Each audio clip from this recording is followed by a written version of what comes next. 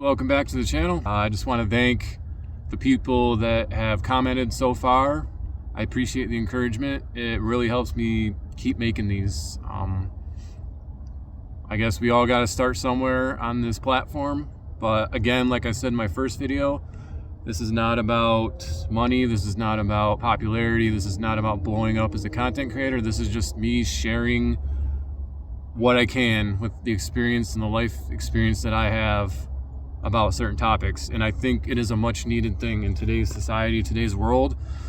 I see all the struggles out there. I see all the conflict and just the mess that this world is in right now. So that being said, today we're going to talk about contentment. If you've watched any of my past videos, you're probably going to start to see a trend. A lot of these topics I'm covering are things that are very prevalent, are big problems in today's society, in today's world. Patience, loneliness, isolation, and contentment for sure. Let's get right into it. Today I want to be a little more verse-based, not so much about what I say, but what the Word has to say. Because ultimately that's what matters, what God says, not what I say. So that being said, the first one I got here is Hebrews 13:5. Keep your life free from the love of money and be content with what you have. For he has said, I will never leave you or forsake you. That kind of speaks for itself. That almost reads like a proverb. It's just good wisdom. It's good. It's a good thing to keep in the back of your mind. And just a reminder that God will never leave or forsake you. So at the end of the day, all these material things, your possessions, wealth, none of it really matters at the end of the day. All that matters is your faith and your relationship with the Lord. So yeah, the next one I got here is Philippians 4:11 through 13. For I have learned in whatever situation I am in to be content. I know how to be brought low, and I know how to abound in any and every circumstance. I have learned the secret of facing plenty and hunger, abundance and need. I can do all things through him who strengthens me. Most people have heard that one. That's definitely a heavy hitter. I just love how Paul speaks about things. Paul speaks with such power and conviction and strength. If there's anybody that knows a thing or two about tough times, about persecution, it is Paul.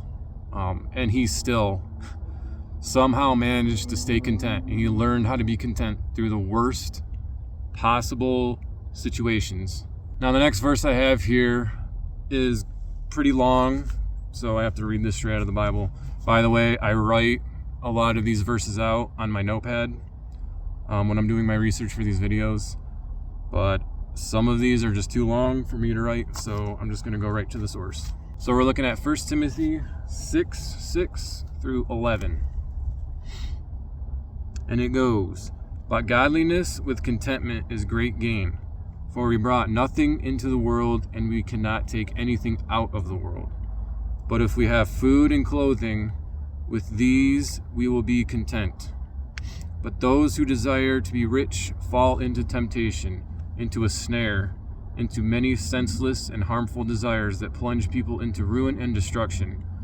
For the love of money is a root of all kinds of evils. It is through this craving that some have wandered away from the faith and pierced themselves with many pangs. So, I love how it says how we came into this world with nothing and we will leave with nothing. That is so true. If you just remember that and keep that in mind, the next time you're discontent, the next time you're lacking, you feel that you're lacking, just look at the big picture. At the end of the day, it's not about us. It's all about him. It's all about serving him. And that is the biggest problem that I think this world struggles with, is thinking it's all about us, thinking it's all about what do we get, how do we benefit, rather than how can we worship and praise the Lord and stay content with the little that we have. We aren't promised abundance. We aren't promised prosperity either. That's why I don't agree with prosperity gospel.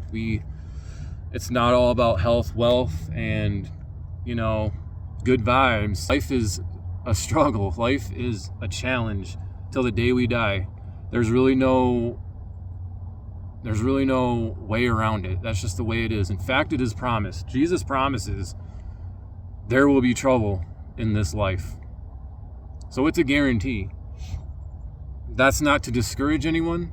That's just the reality of sin. That was here since the fall of man, and there's not a whole lot we can do about it. All we can do is stay strong, keep the faith, and remember that He knows, He sees all things, and He is with us. He is always with us. He will never, ever leave you. No matter how alone, no matter how isolated, discontent, frustrated you might feel, He sees everything. And He tests us. He tests us through the trials. He tests us through the loneliness, through the discontentment, through the frustrations of life. So keep your head up. So the last verse I got here is 2 Corinthians 12:10. I love this verse. Therefore I will boast all the more gladly of my weaknesses, so that the power of Christ may rest upon me. For the sake of Christ, then, I am content with weaknesses, insults, hardships, persecutions, and calamities. For when I am weak, then I am strong. A lot of people have probably heard that one. Another heavy hitter from Paul. With how messed up the world is, that is definitely a verse that would be in my top 10 list of verses to memorize, for sure. It's a good reminder of releasing control. And this might be on a tangent. I might have to make another video out of this whole concept of control. We have to release control to God. We have to stop trying to control the outcome of our lives, because that alone will create discontentment. When we're constantly trying to control people, control situations, we're never going to be content. We're never going to be happy.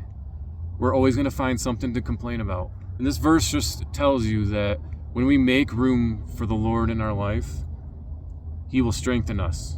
Our weaknesses are good.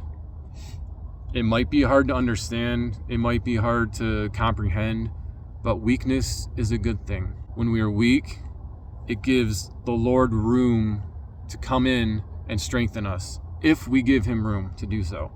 If we release control, if we stop trying to control the outcome of our lives, if we stop trying to control other people and situations that didn't go our way, the more we try to control things, the more discontent we will be, the more unhappy we will be, and ultimately we will be lacking in joy. So I kind of fumbled around a little bit today. Just so you're aware, I wing these videos. I completely wing these. I do a little bit of a research of a topic that comes to mind.